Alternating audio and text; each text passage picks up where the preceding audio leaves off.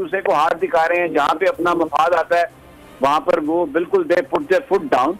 तो इन सबको पता है, ये एक ऐसा ग्रुप है जिनको पता है कि हम सब मुनाफिक हैं, इनको पता है कि हम सब एक दूसरे को धोखा देने वाले हैं, लेकिन टूट कर अलग होते हैं। तो इमरान खान जो एहतसाब इतना वो अकाउंटेबिलिटी जिससे अभी तक ये बचते रहे हैं, वो इनको अपने नरगे में ले सकता है, अपनी लपेट में ले सकता है। इसलिए जरूरत इस बात की है, वक्त का तकाजा ये है कि ये झूठा सच्चा इत्तेहाद अपनी सफों में बरकरार रखें और हुकूमत के ऊपर रखें, एस्टैब्लिशमेंट के ऊपर एक प्रेशर रखें, वगरना इमरान खान इनको तोड़ फोड़ देगा।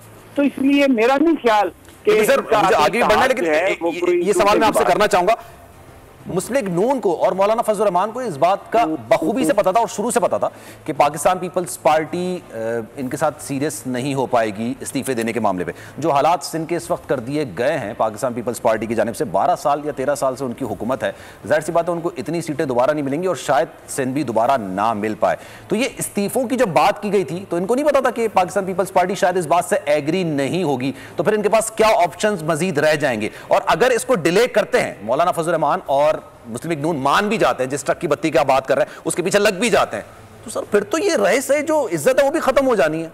नहीं सलमान, ये आप थोड़ा सा यहाँ पर जो आप बात करें ना, पॉलिटिक्स में इज्जत नाम की कोई चीज नहीं होती। पॉलिटिक्स में आपके ऑब्जेक्टिव्स होते हैं जिनको आपने हासिल करना होता है। मुझे ये बताएं, मरियम साहबा दिसंबर की डेट दी उन्होंने, फिर उसके बाद उन्होंने कहा कि ये मुझे लगता है मार्च से पहले ये हुकूमत चली जाएगी।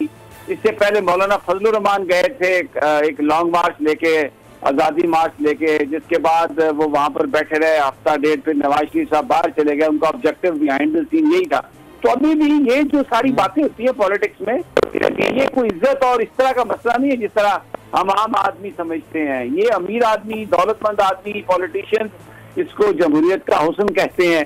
और इलेक्शन कमीशन ने भी ऐसी एक हुस्न बानों का तस्वुर दिया था कि वो जो तस्वीर, वो वीडियो भी आई सारी और सब कुछ हुआ, लेकिन उन्होंने कहा कि ये जमहूरियत का हुस्न है। तो ये this is what is politics. Filthy है, गलाजत से भरी है, लेकिन हकीकत यही है। और ये कोई इज्जत बेइज्जती नाम की कोई चीज पॉलिटिशियन के पास नहीं होती।